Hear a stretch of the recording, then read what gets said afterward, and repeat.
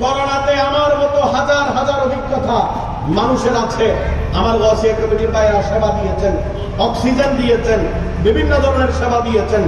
বিএমডিপুতে যখন আগুন জ্বলল, কেউ ঢুকে না, সাহস করে না কেউ ঢুকতে। গৌসে পাকের প্রেমিকরা, গৌসে পাকের মুরিদরা, গৌসে পাকের আশেকরা গৌসে পাককে স্মরণ করে মদিনাওয়ালার গোলামি করার জন্য মাথায় কাফন বেঁধে বিএমডিপুতে ঢুকে গিয়েছে। রেডিয়েশনের চিন্তা করে নাই, কেমিক্যালের চিন্তা করে নাই, মরবে কি বাঁচবে চিন্তা করে নাই। মানুষকে জীবিত হোক মৃত হোক সেখান থেকে বের করে এনেছে। এই মাইলস্টোন ট্র্যাজেডি, সেখানেও আমার ওয়াসিয়া কমিটির ভাইরা খেদমত করেছে। এই আল্লাহর ওলির সংগঠন, আউলিয়ায়ে কেরামের সংগঠন, আমাদের এই ওয়াসিয়া কমিটি বাংলাদেশ, এটা ক্ষমতা দখলের সংগঠন নয়, এটা কারো করে প্রভাব বিস্তারের সংগঠন নয়। ওয়াসিয়া কমিটি মানবিক সংগঠন, অরাজনৈতিক সংগঠন। ওয়াসিয়া কমিটির সাথে কোন রাজনৈতিক দলের সম্পর্ক আগেও ছিল না, এখনো নাই, কিয়ামত পর্যন্ত থাকবে না। ওয়াসিয়া কমিটির ভাইরা এমন এক রাজনৈতিক ব্যক্তির সাথে সম্পর্ক রাখে, ওয়াসিয়া কমিটির ভাইরা এমন এক পাওয়ারফুল জাতের সাথে সম্পর্ক রেখেছে যার নাম হুজুর আব্দুল কাদের জিলানী রাদিয়াল্লাহু তাআলা আনহু। যার ফেরায়তের নজর যে ব্যক্তির উপর পড়বে, সে রাস্তায় থাকলে তাকে গৌসে পাক আল্লাহর দরবার থেকে তাকে বাদশা বানাতে পারে।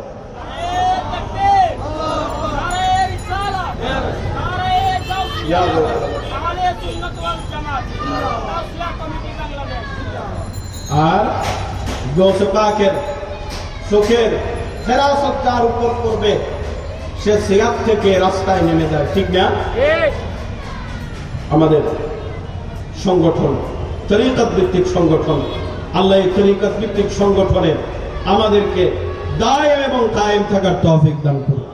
আর কি জোরে বলবেন না? আমি হুজুর, আমি সিলসিলা মুক্ত হলাম, আপনি বলছেন আমি গৌসিয়া কমিটিতে ঢুকলে আরো আল্লাহর ওলিদের বিভিন্ন সংগঠনে আমি যদি প্রবেশ করি, তাহলে আমার জন্য কি পুরস্কার? আমাদের পারহান ভাই এবং নিজেরা চলে আসেন, স্টেজে চলে আসেন, আপনারা সামনে চলে আসেন, একটু দরুদ শরীফ করেন। আল্লাহুম্মা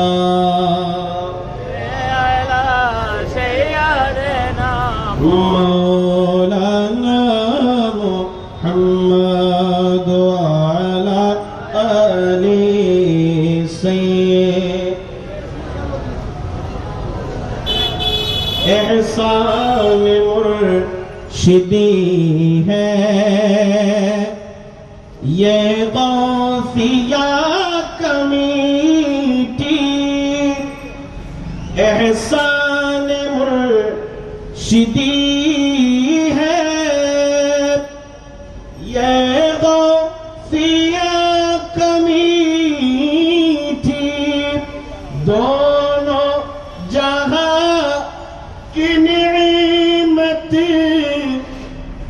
मिलने का एक ठिकाना जन्नत से कम नहीं है, मुर्शिद का आस्ताना। सलातुन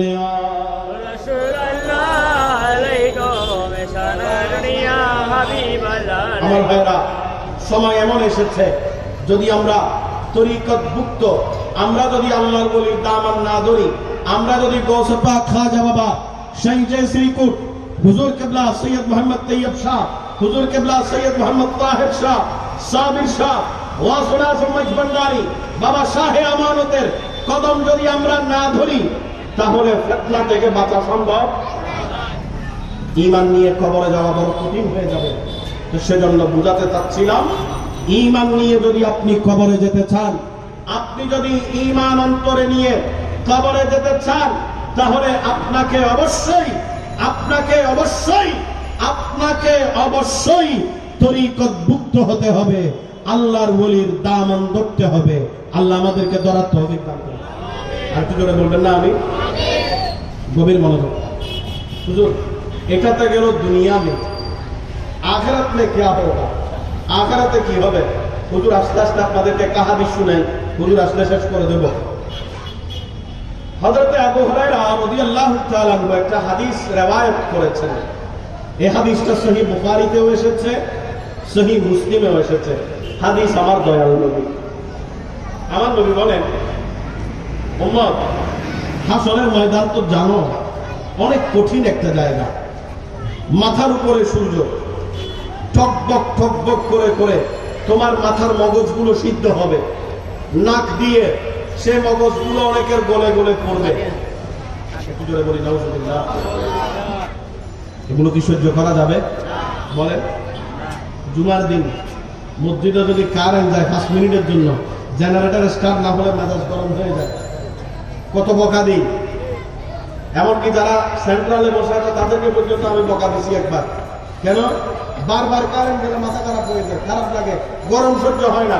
জুব্বা পরেছি, উপরে আবার খোপা পড়লাম, মাথায় পাগড়ি দিলাম, সামনে হাজার হাজার মানুষ, খারাপ লাগে, আনিজি লাগে। দুনিয়ার গরম 5 মিনিট সহ্য হয় না। একটা জ্বলন্ত ম্যাচের আগুন 1 সেকেন্ড সহ্য করা যায় না। হাসরের ময়দানে 12টা সূর্য যখন মাথার উপরে এসে পড়বে কি অবস্থা হবে? ছায়ার দরকার আছে না? আছে না বলেন? ছায়া কোথায় পাবো? আল্লাহ কাকে ছায়া দেবেন? আমার নবী বলছেন, কারণ ছায়া তো আল্লাহ, আল্লাহ দেবে না। ছায়া আল্লাহর, আল্লাহ দেবে না। ছায়া আল্লাহর, দেবে রাসূলুল্লাহ। ছায়া আল্লাহর, দেওয়ার মালিক, বন্টনের মালিক রাসূলুল্লাহ। আনা কাসিমুন ওয়াল্লাহু ইউতি। আমার নবী বলেন, আল্লাহর যত নিয়ামত আছে কোনটা আল্লাহ নিজের হাতে দেয় না, দেওয়ার সময় আমি নবীর নুরানি হাত দিয়ে দেয়।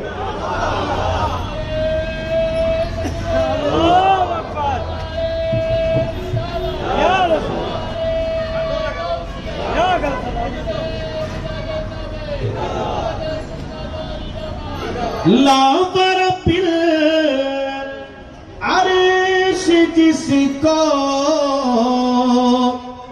जो मिला उनसे मिला,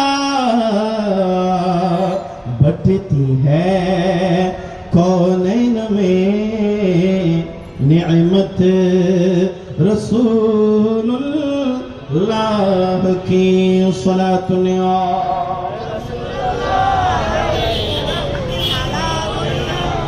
আমার নবী বলেন, সাবাতুন ইউযিল্লুহুমুল্লাহু ফি যিল্লিহি ইয়াওমা লা যিল্লা ইল্লা যিল্লু। আমার নবী বলেন, পৃথিবীর জমিনে এমন 7 ধরনের মানুষ আছে। কয় ধরনের? 7 ধরনের, যাদেরকে আল্লাহ হাসরের ময়দানে রোদের মধ্যে রাখবে না, যাদেরকে আল্লাহ ছায়ার মধ্যে রাখবে। সুবহানাল্লাহ। তারা কারা?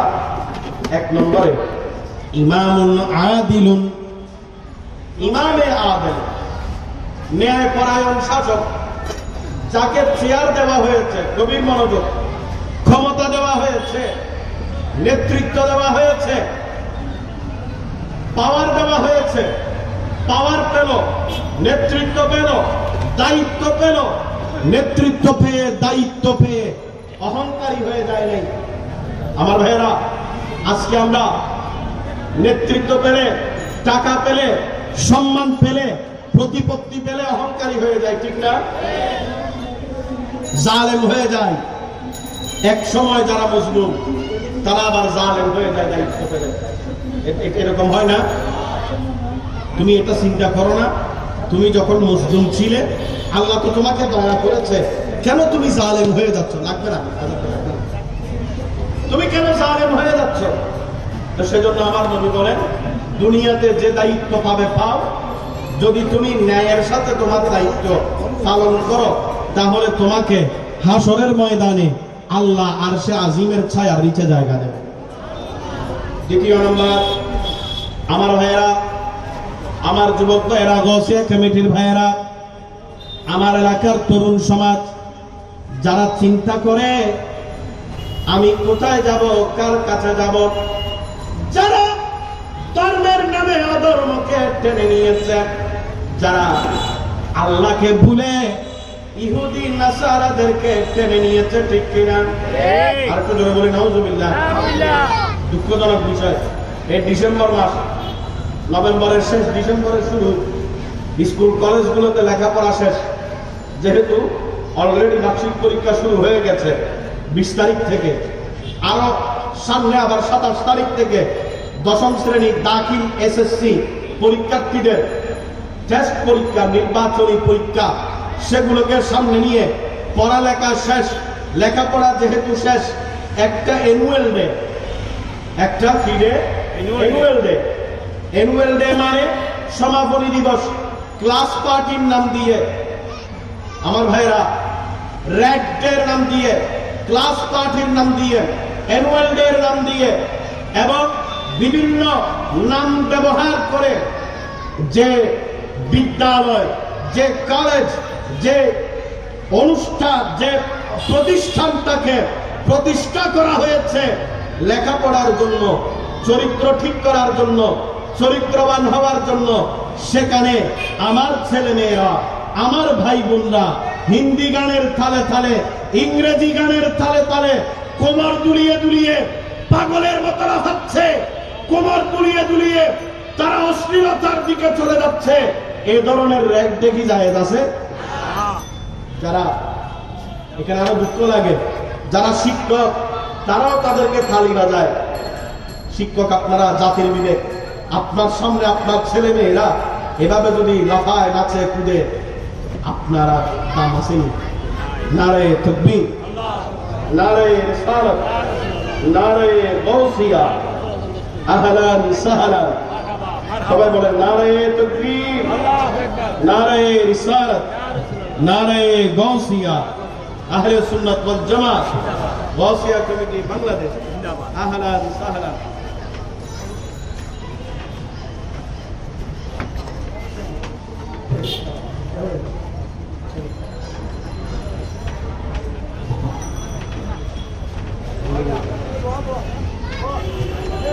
সবাই বসে যান, সবাই বলি মারহাবা, আর একটু জোরে বলি আলহামদুলিল্লাহ।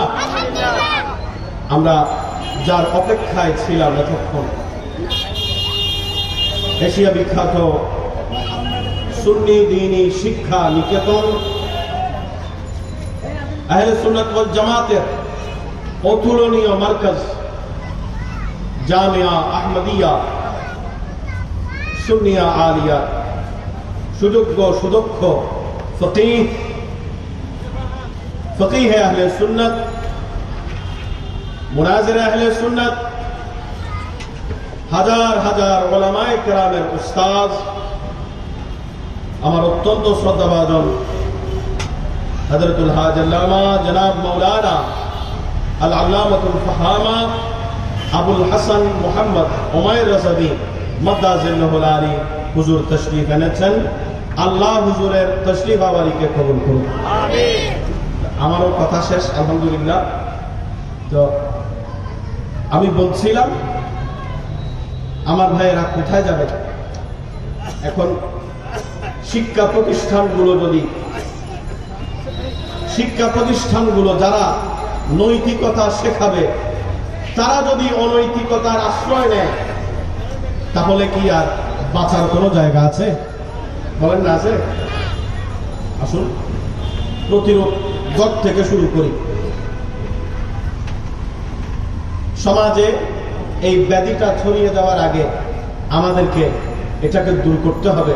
আমি এখানে আমার ডানে বামে অনেকগুলো শিক্ষা প্রতিষ্ঠান আছে, আমি তাদের কর্তৃপক্ষের কাছে, দায়িত্বশীলদের কদমে অনুরোধ করব, আল্লাহর ওয়াস্তে আপনারা এ ধরনের কোনো অনুষ্ঠানের অনুমতি দেবেন না যেগুলোর কারণে অশ্লীলতা, অনৈতিকতা সমাজে ছড়িয়ে পড়ে। আল্লাহ এ ধরনের অনুষ্ঠান, এ ধরনের র্যাক ডে, এ ধরনের অ্যানুয়াল ডে, এ ধরনের কালচারাল প্রোগ্রাম থেকে আল্লাহ উম্মতে মুসলিমাকে হেফাজত করুন। কোথায় যাবে? ওয়াশাবুন নাশাআ ফি ইবাদাতিল্লাহ। আমার নবী বলছেন যে যুবকের যৌবন আল্লাহর ইবাদতে খাটবে, যে যুবকের যৌবন রাসূল পাকের মহব্বতে খাটবে, যে যুবকের যৌবন রাসূল পাকের শান মান ইজ্জত আজমত প্রতিষ্ঠার জন্য কাটবে, যে যুবকের যৌবন আল্লাহর ওলির দুয়ারে দুয়ারে কেটে যাবে, গৌস পাকের দুয়ারে, খাজা বাবার দুয়ারে, শাইখ শ্রীকুটের দুয়ারে, গাউসিয়া কমিটির খেদমতে যে যৌবন কাটবে, সে যৌবনের কোনো তুলনা নেই। সে যৌবন যার আছে, সে ব্যক্তিকে হাসরের ময়দানে আল্লাহ তাআলা স্পেশাল ছায়ার নিচে আশ্রয় দেবে। সুবহানাল্লাহ। আল্লাহ আমাদেরকে সে ধরনের সমাজ, সে ধরনের জীবন গঠনের তৌফিক দান করুন। আমার ভাইয়েরা, তরিকত মানে, আমি সব সময় বলি, তরিকত মানে কোন ধরনের দলাদলি নয়। অনেকে বলে চার মাযহাবকে সাত দল বলে। আমাদের দেশে যারা লামাযহাবী, তারা মানুষকে গোমরাহ করে, বলে ইসলামের মধ্যে চারটা দল সৃষ্টি করে দেওয়া হয়েছে।